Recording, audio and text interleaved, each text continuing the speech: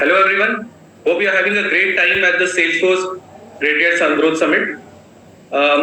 Here we are to welcome you to the Fight-Side Chat from Pitch to Profit, Securing Investment for Growth. I am Amariya Singh. I am the CEO and co-founder of Inflow, and I have with me Chinmaya Golecha, Principal at Peak 15 Partners. So in the good to be here. Hi, thanks. So here we are, we'll be covering multiple super interesting aspects like our journeys, investment themes, our take on the ever popular topic of AI, key factors involvement in investment decisions, the fine line between revenue and profit, valuations, and multiple other topics. So thanks Chinmay for joining in. Great to be with you and kickstart the fireside chat. Hope you're doing great today. Yeah, awesome. Excited to be here. Thank you for doing this, and thanks to the Salesforce team. Hope everyone is having a good time at the summit. Yeah, thanks Chinmay. Thanks to the super helpful Salesforce team who have set this up. And let's kickstart the fireside chat with the first question. I mean, it's always great to start on a personal note. So, Chinmay, how has been your journey across investment banking, consulting, M&A, and finally culminating in the VC investment journey? You've seen a gamut of, businesses, gamut of experiences across functions. It must have been super interesting and challenging as well as exciting. So, would love to know how has it been? Yeah. No, thank you. I think some of this is also just related to some influences in early days. I had a great accounts teacher. I know that's not very common, but very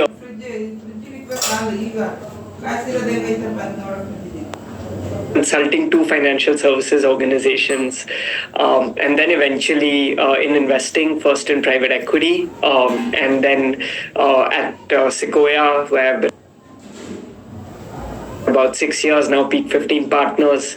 It's I think the biggest part of that entire journey has been that all these organizations have given me an opportunity to work with some great people and work around some great people. I think the greatest thing about investments is we get to interact with some great founders who are really trying to leave a mark. So I get to spend, my day meeting with folks such as yourself, which is always very inspiring, and it's a huge privilege. So that's been a little bit of my journey. I've lived across India in 5 different cities. I've, worked at 5-6 different organizations, all focused on, trying to be in the financial services realm in India, and investment is a part of that, which allows me to see all industries in India. Amartya, would love to hear about your journey. It's been very interesting as well, from consulting, fintech, and now, running your own company. So I think, before I get to the journey, one interesting point you mentioned is about the influence of the accounts teacher. Right. And, I really get it because, when you grow up, you really need somebody to be a teacher. And I'm sure at different parts and, different phases of your career as well, you must have found great mentors. I'm sure you must be having great mentors at P15. So that's one very important aspect in the growth journey. And I also, believe in that. From a personal perspective, my journey, like you, has been across industries and functions. And, after my undergrad in computer science, I worked on the tech side at Samsung Electronics, worked in the initial innovation team, working way towards smart home. So it was super interesting, great times working on a product of the future. Post that, I've been did my 5 PGDM from Bangalore, been at KPMG, worked on brick and mortar firm. But the most interesting part of my career started in the fintech side. As you mentioned about working with great startups, that is what has happened with me at, so there's this company called Digitech where I was heading to business. Digitech is into Aadhaar eSign, Aadhaar eKYC. We were selling, these regulatory RegTech products to banks and BFSIs, and great experience there. Then went on to head the innovative product and solutions at Cash-Free Payment Gateway. So I had great experience, worked on some amazing projects like BIN sponsorship, contactless payments, cross-border payments.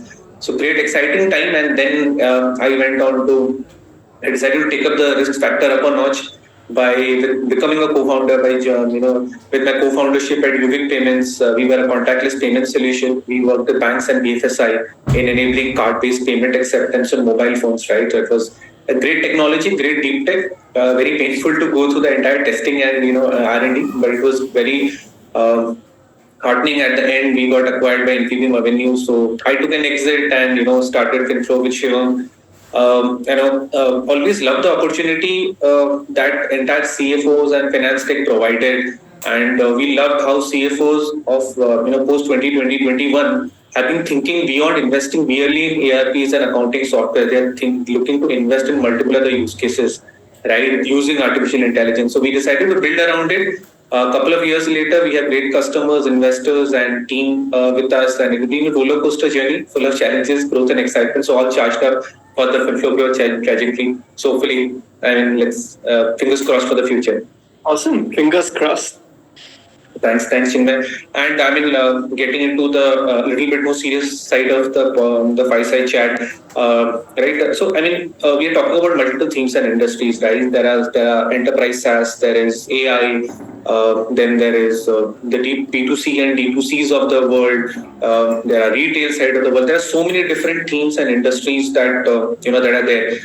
From an investment perspective, obviously, you must be getting interest, or you must be showing interest in themes across the realm, right?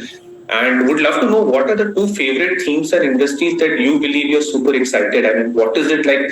You believe that this. I really want to know what is happening and what is going on, and putting your heart and soul into it. Yeah. I think two themes is very hard. There's so many great opportunities out there, for young companies to build in. So I'll cheat a little bit on my answer and go with maybe a couple of themes which are more broad based than narrow. I'm sure everyone or many people have seen Veer Das's comments on Two Indias. There is many reports which talk about the stratification of India across how you can look at India as many different Indias just because of how large we are as a market. And if I had to think of like two themes which both really excite me, is we are now at a stage where you can build entirely for one segment of the market and still create a very large enterprise, a very meaningful company. So, to give you an example, we have the entire aspiring class that is looking for, opportunities to get slightly better products for their daily use, slightly better investment opportunities, so on and so forth.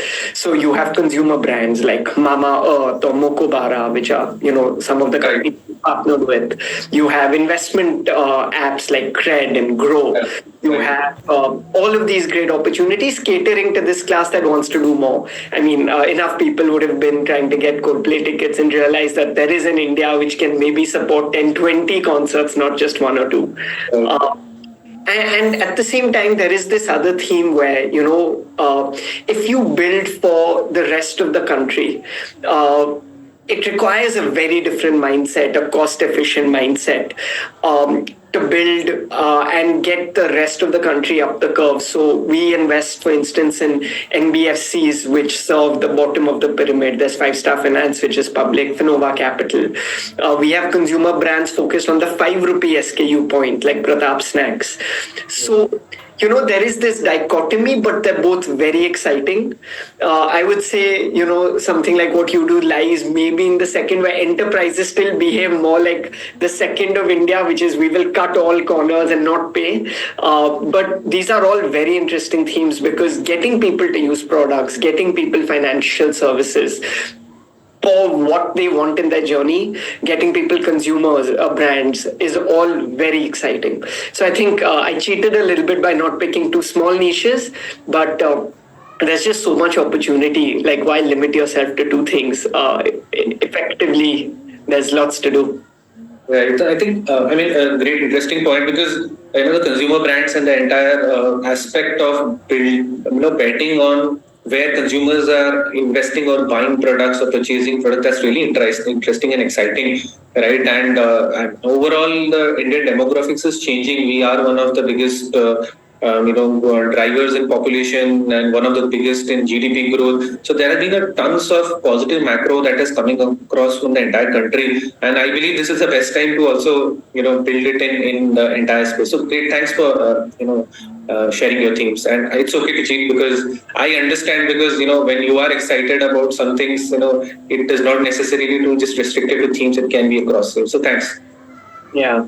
And no, and but Amartya, I'd be curious as a founder, how do you think about it? You could have started in anything. Why did you choose fintech SaaS? And if not fintech SaaS, did you have other ideas in mind? That have a great question. I mean, I like you, right? So, I mean, once you have gone into that founder journey, right? When you become a founder or when you start up a company, everything excites you, right? You say, Acha, this is a business problem. What are the odds of it being successful? Then you do background maths, right? What is the demand? What is the supply like? Will people buy the product? Will people pay for the product? So there are so many things that you continuously apply that lens onto everything that you see. Every new idea is, goes through that entire lens, right? And I've been lucky to start off in the SaaS side, fintech SaaS side. But one thing that really excites me and close to my heart is payments. Right, I really like payments. Payments are ever evolving and inherently global in nature. Right, I mean, you look at Stripes of the world. You look how Stripe has actually evolved. They are the poster boys of payments industry. Right, they've really grown from something to other. I mean, across geographies, across products, they're really phenomenal in the way they have grown. Right, you look at the entire payment journey, like you look at payments, you look at onboarding, you look at transaction processing, you look at AML, anti-money laundering, risk, chargebacks, recon, everything. All of these aspects are businesses in themselves, right? There is an inherent demand in the market for the products. However, one of the reasons the problem in today's world is in the payments industry is the regulatory landscape, right? The regulatory hurdles are much, much more for payments today. You look at all the payments use cases, everywhere regulations are involved, you have to maneuver them, right? So that's a bit challenging, but I believe in the next 2 3 years, I believe this is a step in the right direction because what will happen is the much more security will be given to Indian consumers or Indian payers, and there's a lot more order in the way the payments ecosystem will be shaped up. Right? So it's going to be crucial, but I believe this is going to push the payments in a different, exciting direction. Something which UPI did, for example, this particular entire thing which is happening in India is going to drive the payments ecosystem in the entire world. So exciting times. Maybe in the next 2 3 years, it's going to be really interesting. Is my take on payments. That's. I don't think any child grows up saying, "Oh, I love transaction processing and AML." But it's wonderful that over our journeys we end up loving these things because, like you said, it's a very exciting space, and a lot of people will be like, or really transaction processing, but the challenges to solve the problems, the seamlessness. I think today we are so spoiled as an economy or ecosystem where all payments happen instantaneously for free. All of that happens because of folks like you who have spent many decades building the back end for it. Right.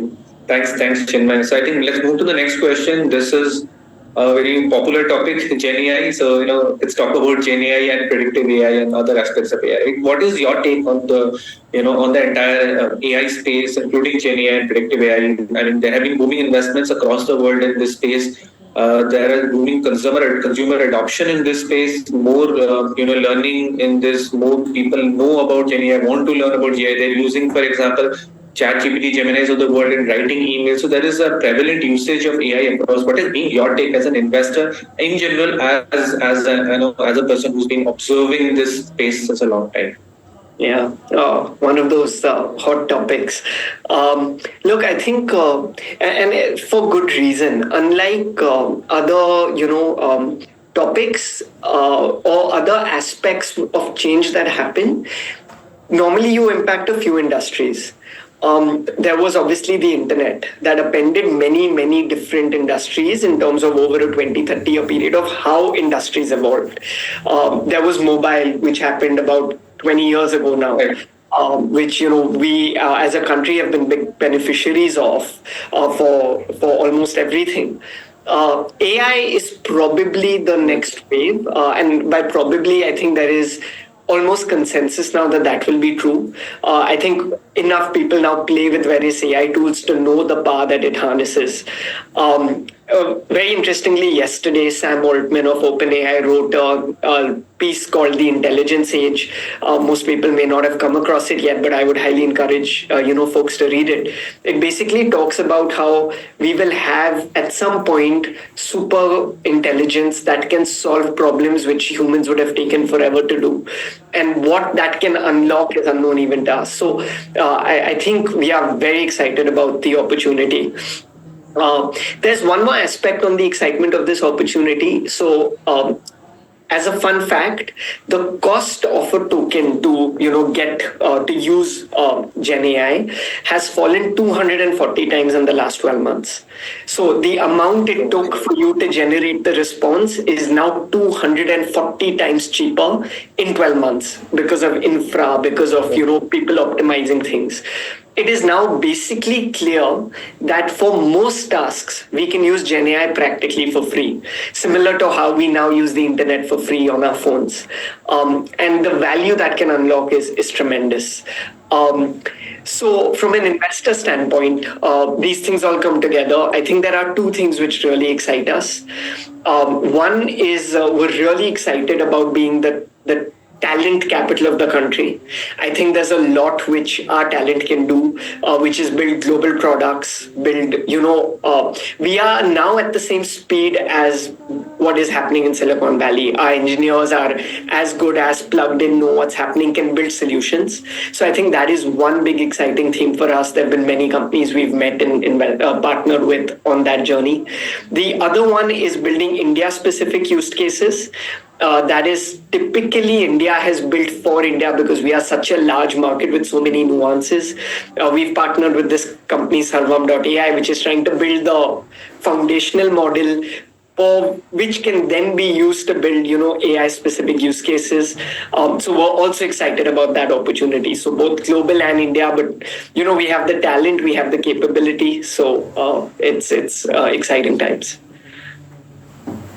Yeah, great. I think this is a question that we can go on for it. It deserves 1-2 hours of section, dedicated section. We can go on about AI, speak about AI. Great, thanks. I mean, thanks for correcting. I believe I agree with you. The investors, from the investment landscape, a lot of exciting things have been happening in the AI space. I've also been tracking Server behind. They're doing a great job in terms of going about the Gen AI piece. And the great thing about Server is they have a lot. They have the intelligence is very good. I mean, they have academicians and researchers also part of the team. So that is actually an indication in the right direction that if you're building something really deep tech or deep set in Gen AI side, you need a great engineering team to actually prop it up because they give you that basic masala for making a big great company. So thanks for also. Yeah, no, I mean, fingers crossed, it's still early days. But the one use case I didn't talk about, these were both like independent investment opportunities. So far, though, I think the real work is happening within companies where people are using AI to do many things faster, whether it's writing code, responding to customer queries, marketing materials. And I think that is the first big change that has happened. I'd love to get from an entrepreneur's point of view, your view on, what Gen AI has changed for you already within FinFlow. Right, so I think, my tryst with AI more specifically goes a long way back, right? I mean, if you look at AI perspective also, it has been really there since a long point of time, right? It started from machine learning in 1990, there was NLP in 2000s, there was deep neural networks in 2010s, and now that Gen AI has made the AI aspect very mainstream and popular, right? So Gen AI has actually turned things around. My very interesting personal trivia, my final year engineering project was in AI, was an application of decision trees where we were trying to determine the diseases based on symptoms. It was a very interesting project that we did. We won the Intel India Design Research Challenge that year. So it was, my interest, my experience goes way back. I've seen very closely the applications of AI, right? And when we started up at Finflow as well, right? One of the things that we saw there was a gap in the financial ERPs, right? There were obviously problems like lack of sync with CRMs and other softwares, difficult UI, UX, legacy platforms. But one of the most important missing pieces was the applicability of AI, right? And AI and data to solve for financial automation problems, right? Like you look at use cases like accounts receivable, credit scoring decisions, accounts payable, treasury. AI is applicable everywhere. We're using AI everywhere. But one of the things that has really excited me, in terms of the entire application of AI is the application where we are using it to influence the customer onboarding terms directly in a Salesforce, right? So that is something that really excites us because as you rightly said, AI not only is Gen AI, there are a lot of other AI applications which you mentioned about, right? in uptake. It's being used in marketing, it's used in sales, it's used in chatbots, it's used across applications. We ourselves use it in collections, and we see a uptick in productivity, uptick in cash flows, better prediction, better decision making. Yeah, so there has been a tons of experiences and learnings across here. But yeah, I agree with you. It's very interesting time, and over a point of time, one other point you mentioned about AI processing becoming cheaper over a point of time, I completely agree, because right now, if you see, there are applications that are multiple applications that are coming into the picture. At a certain point of time, democratization will happen in the AI applications. At that point of time, the processing, like you look at processes, microprocessors, right? They become cheaper over a point of time. I think the similar thing will happen over a point of time. But the question is that how much time it will take. It might take a decade, 5 years, 10 years, 15 years.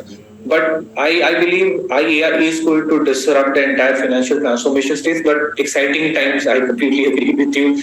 Yeah, so let's move to the next question. Right, and right, so right. So I think from a let's a little bit deep dive into the investment methodology side, right?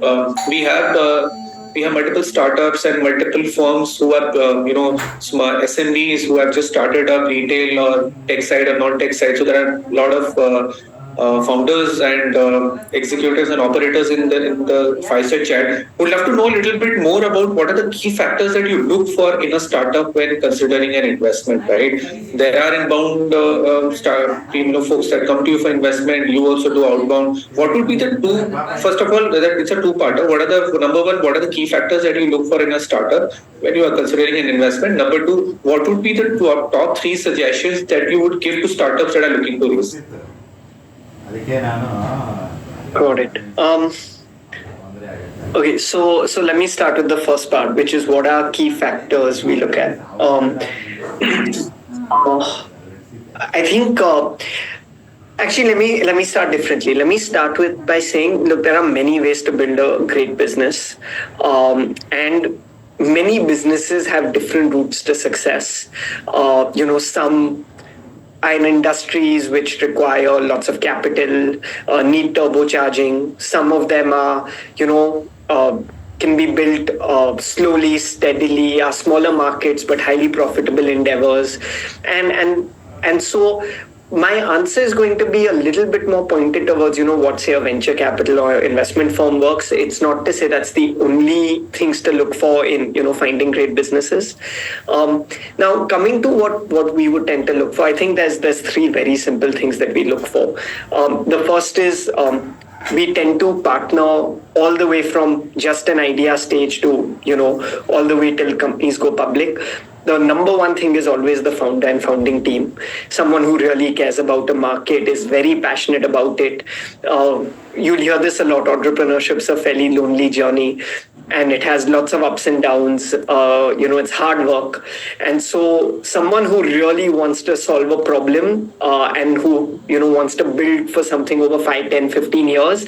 I think that's number one. Just a passionate founder going after a problem. The second, and this is more specific to what venture capital looks for, we do look for large opportunities and large markets. There are many good businesses that will not be venture capital really investment relevant, only for the perspective of you'll build a very nice small business. We do look for something that has the opportunity to be a very large business over 10, 15, 20 year period of time. And so to be able to do that, you need to be in a large market. You need to be in an opportunity that is very large. Luckily, many segments in India offer that, or even if you're building for the world. The third thing we look for is when the founder comes to us, can this be a sustainable business? Do we think there will be good margins that can be protected over time? When you build at scale, will there be some moats that apply to the business, whether it's to do with scale moats, whether it's to do with integrations? So I think those are the three things we look for in any business at any stage. Like I said, we do from idea till IPO, but these three things never really change. And so what I would say to anyone considering building a business is there are many ways of building a business, as long as you are building a business that will eventually have high profits and return on capital. There will be capital available for you at some point in your journey. Dr. Pulak Prasad of Nalanda Capital spent 4 chapters on this in a book he wrote last year, saying if you had to only judge a business by one metric, it is what return of capital can it give over a 10-20 year period. I think that's great advice for even founders looking to build, saying how do I eventually get good profits and good returns over a period of time. Right. Got it. Great. Thanks for clarifying. I think the return on the investment or the return on what you're going to achieve in the next 5 years and 10 years, 15 years is very important because that shows the vision of a founder in terms of what they are planning to build, right? And that gets clarified. And I also get the point with regards to the larger TAM. Because the market size being bigger means that the company can scale it to a particular level, right? One follow-up question from you mentioned about your interest in the consumer tax side, right? Consumer side, right? From that perspective, is there any 1-2 factors that you want to highlight that you want to typically look for in these kind of firms that you believe that this will be great for investment? Are there something 1-2 top 2 factors that you look for? It can be anything. It can be market. One is founder's passion, you mentioned. Obviously, then there is the market, there is the TAM. But what are the top 2 factors which you believe are really, really important? And I'm sure that stays same across industries. But is there something specific? Let me put it this way: is there other 2 specific things that you look for in a B2C and D2C kind of use cases? Yeah. Look, like I said, we do from sometimes just an idea, so it's not perhaps relevant for that phase, but for venture investing or growth investing, which we also do, product love becomes very important, which is there, are there people where really love the product? Actually, funnily enough, that is true not only for B2C or D2C, but also for B2B, for what you would do. The number one thing we check on is we partnered with Mokobara last year. People really love their luggage. You would begin to see the luggage everywhere. Similarly, we partnered with Razorpay on the payment side, 6 years ago now. And we spoke to maybe 40 customers, 50 customers of there, and people loved their experience, their product, the seamlessness of it. I would say that's the single most important thing after, some of these things like TAM and founder, which is what they have built, something that people are willing to pay for and love using. And if both of those are true, then you found something that can hopefully grow. Okay. Thanks, Chinmaya. Moving to the next question, right? This is a slightly more trickier question, I would put it, right? Because this is one question that all of us startup founders have to grapple with at different points of time, and investors and media and everybody has different takes on it. And one firm is applauded for it, and for one aspect, another for some other aspect. But this question is about revenue and profit, right? The swing between revenue and profit. Some firms are applauded for revenue, some firms are applauded for profit. It's a mixed thing. But how would you see, both the aspects, right? What is the importance of revenue and profit, when you're deciding to invest? I'm sure that, a lot of factors goes into the factor. Maybe one of the things that comes to my mind is the stage of the firm. But we would love to know your perspective about this, about revenue vis-a-vis profit when you're deciding to invest. No, it's a good question. I would answer it in 2 parts. And the investment decision is hinged on even the first part, though it may not be relevant at that point in the company's journey, which is most fundamentally, any investment that we make will only really give returns if it can build a large revenue and profitable company over a long period of time. I think fundamentally a good business is what will create value. A good business necessitates profits. So if I think of the end state, or when we discuss end states, we spend a lot of time thinking about, can this business be profitable at scale? Will this business eventually deliver profits for shareholders, which we will be a part of in the private markets, but many public shareholders will also be, in the journey of the company. So there is a 2-part answer. The first part is the end state does not change. At end state, the company needs to be a nice, profitable, high ROCE business that can continue to grow profits over many, many years. And, India gives the unique advantage. If you look at HDFC Bank, it has grown at 16 to 18% CAGR for 20, 25 years. That's what a really amazing business looks like. That will be true for all businesses that we partner with. That is the end state we hope to achieve. Now, coming to an investment decision during the process, obviously it becomes harder because most companies have not reached that steady state where they're profitable. And like I said, our stated philosophy is that we want to partner with companies at any part of their journey. We want to see a company at idea stage, at seed stage, and hopefully get to partner with them at some point. Like I'm part of the growth investment team at Peak 15, and we do Series B, C, D. So even much later on, and what we look for is different. So I would say the way to think about what is the right revenue scale or profit scale is probably not the right question. If you think about the three ingredients of our previous question: passionate founder, large market, and potential for sustainable business, in neither of those three is current revenue or profit scale relevant. So what we look for when we speak to founders is, are you doing the right thing by your business today? If you find a company that is burning a lot of money but doing it for the right reasons, to expand market, to create market, to get market leadership in a category that requires it, it may be an okay answer. But similarly, like I mentioned, a couple of NBFCs we invest in, that business is profitable from day one. There is no reason for you not to be profitable. In fact, we partnered with a company in month one of its launch. It has been profitable. We are now 7.5 years in. It has been profitable from month one to year seven, every single month. So there is no one answer, but is the founder doing the right thing for the business? And can it eventually be a nice business? Got it. Great. Thanks for answering the question.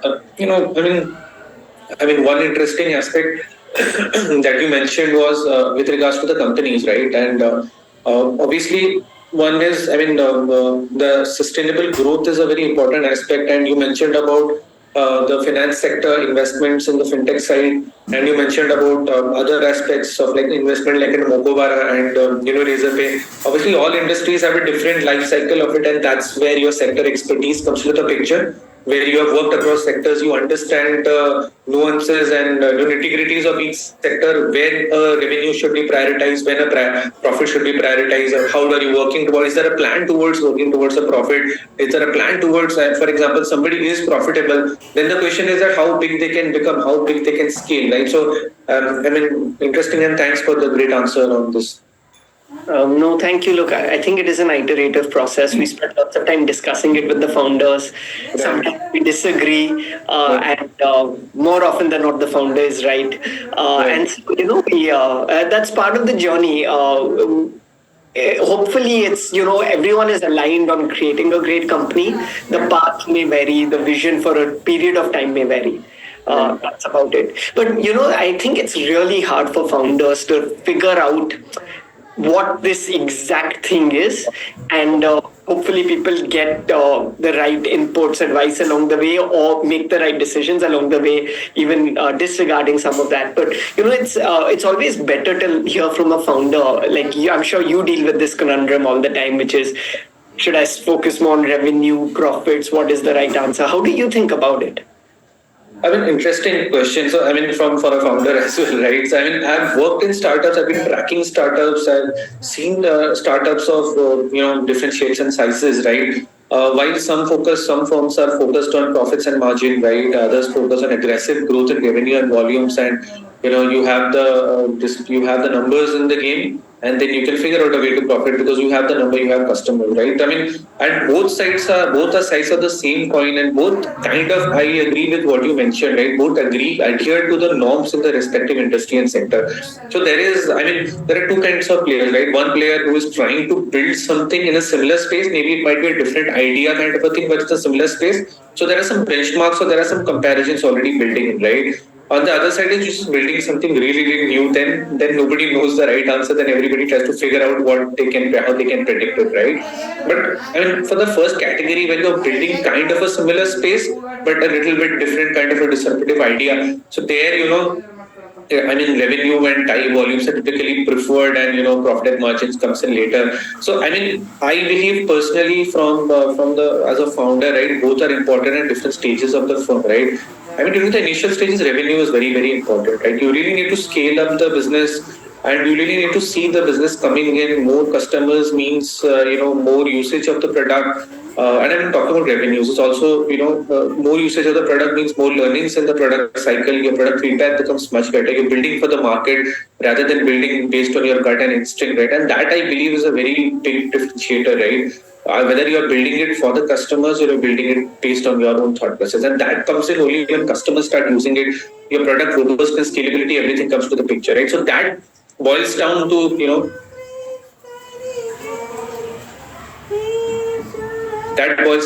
why that revenue is more important at the beginning. Obviously, an IOut should be a profit, as you rightly said, right? A plan should be there to make it profitable. It has to be there, right? It cannot be just wild growth for revenue.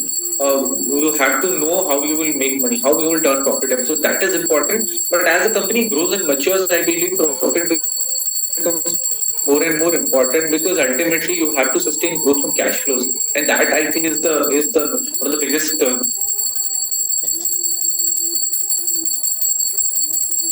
I believe that is one of the biggest North Star metrics, right?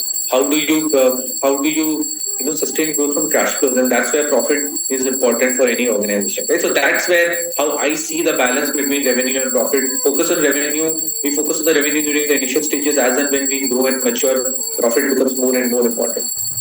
No, that's a good framework. Right? Thanks. Yeah, it's a good framework where many of our companies focus on revenue in the early days to get to that scale or to get to the benefit. Some of them at some point decide, okay, now we can operate at break even for very long, plow back. It's a funny one, because if you think about how my family is a business family, how they have always built business before funding became a thing was, you would do business, whatever money came back, you would put it back into the business, and they never thought in terms of they didn't quite state it as, hey, we are running it at break even to try and grow, but that's really what they were doing. And many companies get to that stage in their journey, but you're right. It's a good framework to say, can I get to revenue and scale to know that the product is working, so that I can then continue to expand this offering. Yeah, right. Right. Thanks, Chinmaya. Moving on to the next question, right? I mean, this is one question which is actually, multiple startup founders, non-tech founders also grapple with, which is valuation, right? I mean, obviously, valuation is much more, it's much more complicated, or not complicated, but much more extensive in the way you come up with a valuation metric, right? And there are so many different aspects in valuation, right? It's your current revenue, current costing metrics. It's your current, most importantly, the growth that you're targeting, right? Where you're planning to get to, whether you can get into that, right? And so, I mean, the question to you as an investor, right? How do you approach valuations in early stage startups, right? And are there any common pitfalls or misconceptions that founders do it and can avoid in the entire valuation story, right? Yeah, no, look, valuation is a tricky subject. There are books and approaches and many things. In fact, I would argue that public markets are the most proven in terms of how to think about valuation, and even there, more often than not, there is enough where people cannot state why something should be 20 times earnings, 30 times earnings.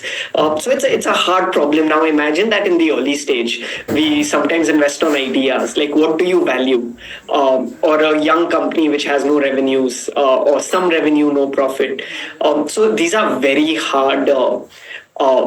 It's a very hard thing for early founders to think about. I would say there are maybe a few things that happen. One is, there are some thumb rules which are now in the industry. A seed deal typically happens certain crore at a certain crore value in a certain segment. There are certain, we move to maybe calling it $1 million by the time you get to a venture stage. Where again, there are thumb rules of a venture firm will want to invest a certain amount for a certain ownership. And those thumb rules then move up and down depending on how mature the company is. So if you're a little bit more mature, you can get better than that, worse than that. I think this was the only way to do it, because otherwise there's no method in the madness. No, when you're just starting up, why should your company be worth 10, 20, 50, 100 crores? But there has to be some number. And so these thumb rules have developed, which, our seed teams and venture teams try using as a starting point for, and founders also appreciate it. I think from a founder perspective, the the question to really ask yourself is, how much money do I need to raise, and and what am I getting for it? Where can I take the company with it? And see if there's a meeting of minds with the people you're speaking to. I think that is more important. Look, whether you end up raising, 5% less, 5% more, 5% less or more value won't matter in the long term if you build a good company. But if it's a 10-year journey where this partner is going to be with you, I think that becomes more important. And similarly, is it broadly in the state of being a fair transaction? I think that's how we operate. We think a lot about, is this a fair investment for where the company is. We don't want to be like, price gouge, get too much of the company so that the founder is not very motivated. We also don't want to operate as if, we're stretching so far that even if the company does well, we as fund managers don't make relevant returns. So I think from a founder perspective, think about what you need, think about the people you're getting into business with, and are they treating you fairly? I think that is sufficient. Then 5% here or then the larger journey won't matter. Got it. Valuations are a very interesting topic for startup founders as well. So when you're starting up the entire company, I have talked to multiple founders and they are not able to see that, how can you derive the current revenue when you don't have revenue? Like I'm talking about pre-revenue companies also having a valuation at a certain point of time, right? Based on the projections that you do and based on the growth metric that you have a basic product. So obviously, as you mentioned, valuations are extensive and complicated. There are multiple such aspects of coming up valuation. It's super interesting topic from building a particular startup from an investment side. Valuations have always been fascinating, right? Right. And moving to the next question, you mentioned about your own, the business that your family is in, right? And you have seen tech firms, you have seen non-tech firms, you have seen companies like Mokobara, for example, you have seen great tech companies like Razorpay, great companies like Mokobara. So your understanding or thesis has been across the shape, right? There are startups, there are SMB, there are techs, there are non-tech. Let's take the tech and non-tech, right? How do you see, what is the differences in investment approach that you take? Obviously, in a tech firm, there is a scalability of a tech product, while in a non-tech firm, the scalability is the human factor, right? Where people are just working on word of mouth and there's a strong distribution channel that you build in. So there are multiple factors involved in both sides of the growth story, right? What is your investment approach typically with regards to a tech firm and with regards to a non-tech firm? Yeah. No, it's a good question. I would almost counter it by saying that very few businesses that we actually see are pure tech businesses. Maybe 5-10% like software, product, digital products, where the asset is the tech or the product. Like if I were to ask you, is Mama Earth a tech business or a non-tech business? Is Zomato a tech business or a non-tech business? Is Ola a tech business or a non-tech business?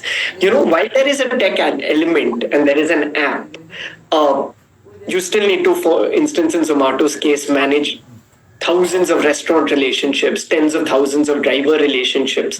And you do all of that with an algorithm that is tech-led, but you will not be successful just because you wrote a good algorithm. It is managing that entire fleet. And so the way we think about it is we don't think of it necessarily as tech, non-tech.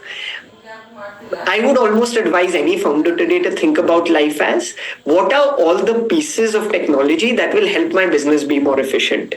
Right. That can be in the demand side, supply side, back end side. But in 10 years, I really worry about, my family business. Saying, will we have any reason to exist if we don't try to incorporate some of these efficiencies in our business? Like, we used to run a small garment store. why should we have a right to sell the good garments if we don't incorporate, having some presence where people can buy online? If we don't incorporate a sourcing set where we can see the new fashions coming in, because otherwise another store with coming in with maybe the next generation who does that will run away. So we don't differentiate on tech, non-tech as much as scalability, and tech helps with scalability. And it allows you to manage processes at scale. And I would say that's one way to think about it. And yes, valuations differ in the way people talk about tech, non-tech, but really what people are differentiating is a company under investing in technology today is probably not the right company 20 years out, and so will it still be valuable in 20 years versus one is. I'll give you a very interesting example. We partnered with a housing finance company called Aptus, and part of the appeal was that they ran everything so efficiently. And they're now a public company. And one of the things they have been talking about in the public markets is how they're readying themselves for the next 20 years. So it's not a tech company, but to be ready